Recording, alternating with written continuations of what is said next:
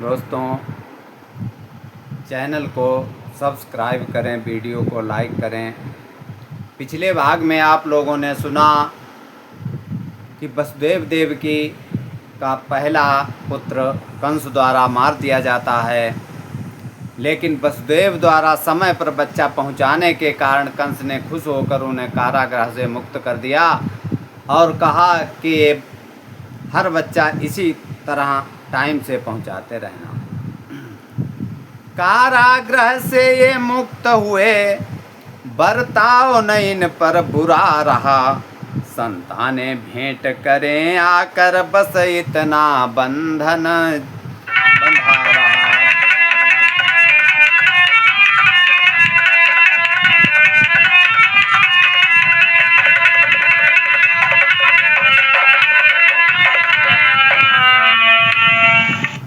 ऐसे ही जब भी वसुदेव देवकी के यहाँ कोई पुत्र उत्पन्न होता, वसुदेव जी उसे कंस के यहाँ भेज देते और कंस उसे पृथ्वी पर पटक के ख़त्म कर देता था।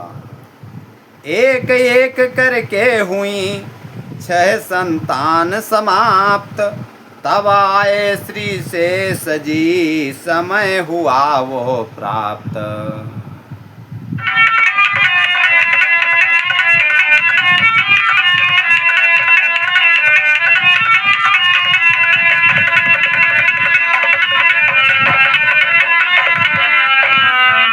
एक एक करके 6 पुत्र मारे गए। 7वें गर्भ में जब आए तो भगवान बलराम जी उस 7वें गर्भ में उत्पन्न हुए।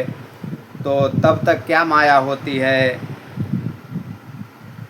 कि रोहिणी नाम की और एक वसुदेव राय के नारी थी, था लालन उसकी गोदी में, वो इस चिंता की मारी थी।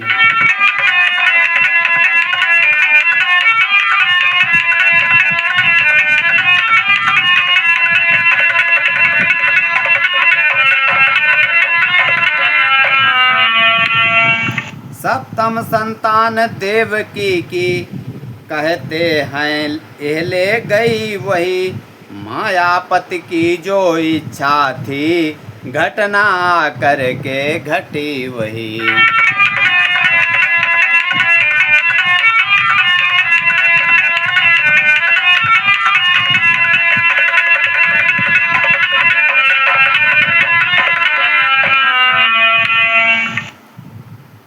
इस प्रकार संसार में जन्मे श्री बलराम, शांत नहीं फिर भी हुआ मथुरा का कोहराम।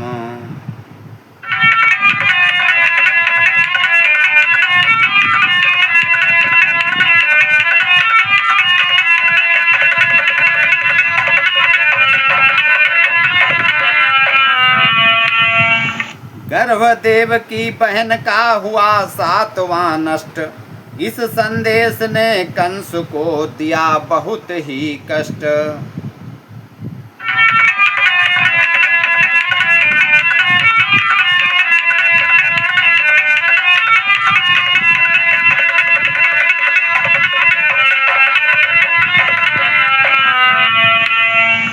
कंस को जब ये संदेश मिला कि देवकी का 7वां गर्भ नष्ट हो गया है, तो उसे शंका हुई कि कहीं कोई गड़बड़ ना हो जाए, तो उसने वसुदेव देवकी को फिर से कारागृह में डाल दिया। वही कष्ट अब क्रोध में बदल गया तत्काल, तब दंपति को फिर दिया कारागृह में डाल।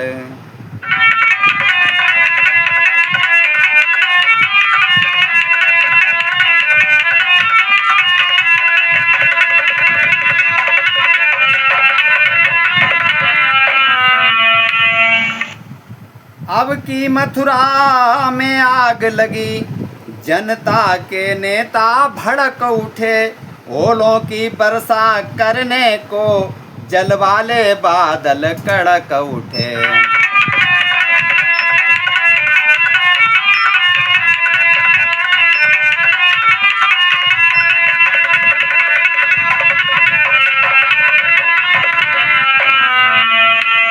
मथुरा की जनता में विद्रोह होने लगा कि कंस बहुत अत्याचार कर रहा है, तब तक नारद बाबा फिर से प्रकट होते हैं। यह कहते आ पहुँचा, यह कहते कहते आ पहुँचा सन्मुख स्वर्गीय ब्रह्मचारी। वह ऋषिवर वह रमता जोगी, वह ब्रह्मपुत्र वीणाधारी।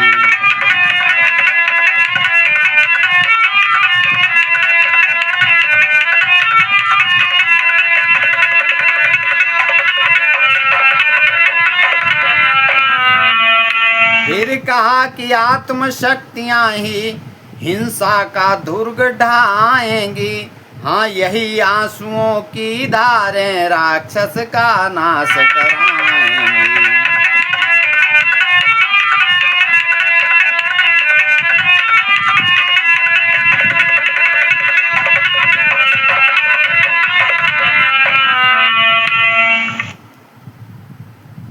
इधर प्रार्थना कर रहे थे नर रत्न अनेक, उधर देव की मात ने स्वप्न निहारा एक।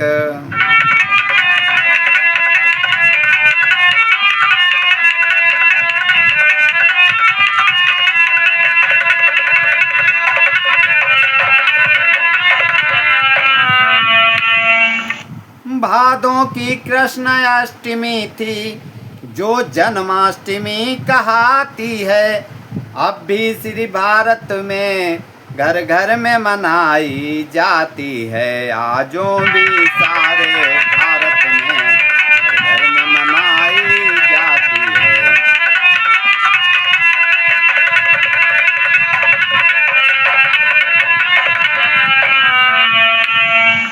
उस काली अर्धनिशी में जब प्राणी मात्र सो रहा था, तब जग के जागृत करने को जगपति अवतरित हो रहा था।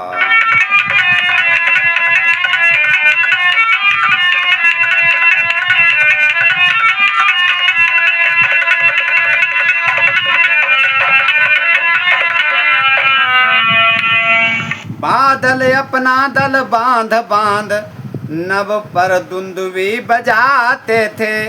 मानो घनश्याम आगमन का घनश्याम संदेश सुनाते थे।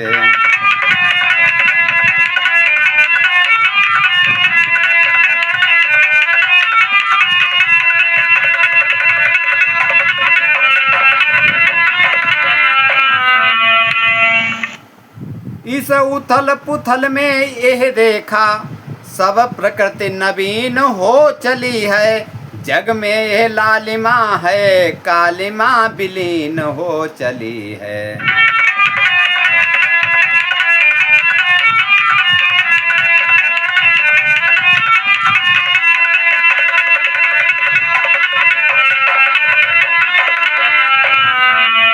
इतने में यह मूर्ति ने बढ़ा दिया आकार।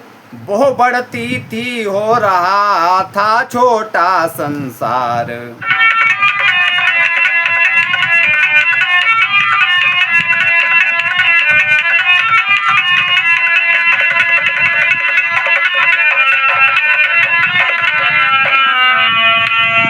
बढ़ते बढ़ते वो भव्य मूर्ति इतनी विस्तीर्ण पार हुई। सारा संसार उसी में था वो ही सारा संसार हुई।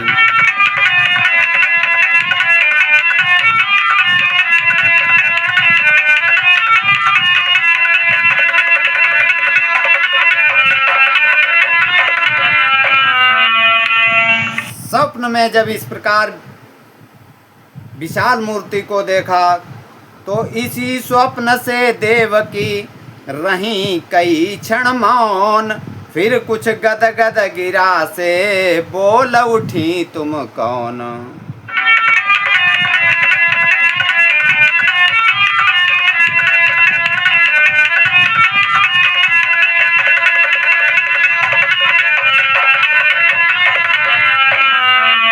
तो मूर्ति क्या कहने लगी कि खुद मैं कहूँ कौन हूँ मैं।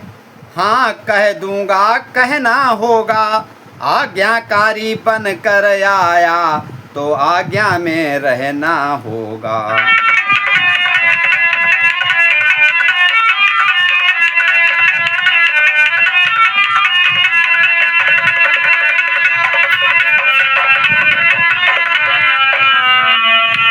मैं वो हूँ बाकी रहता है, मैं तू का झगड़ा जहाँ नहीं। मैं वहीं नहीं मैं वहाँ नहीं, मैं कहीं नहीं मैं कहाँ नहीं।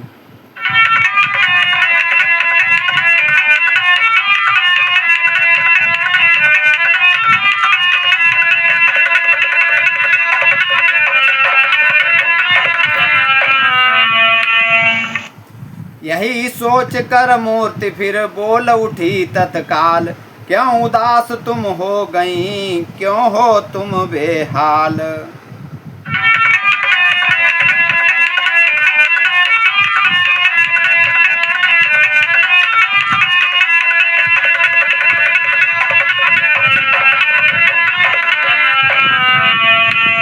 मैं क्या हूँ फिर बतलाता हूँ, मैं आज बांसुरी बाला हूँ।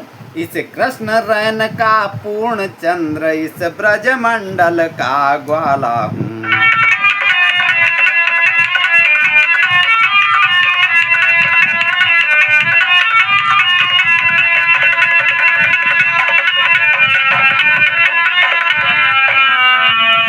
पूर्ण हो गया इस तरह वो सुख स्वप्नानूप, आंख खुली तो गोद में था बालक का रूप।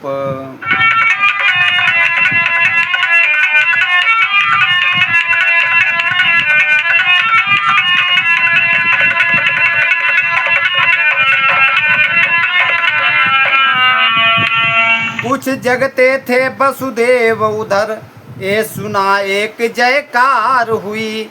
फिर देखा नभमंडल पर से पुष्पों की वृष्टि अपार हुई।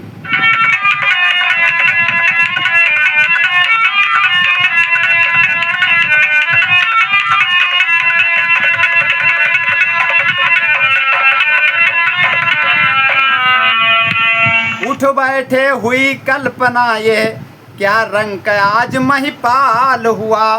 हाँ हुआ देवकी बोल उठी, उत्पन्न 8वां लाल हुआ।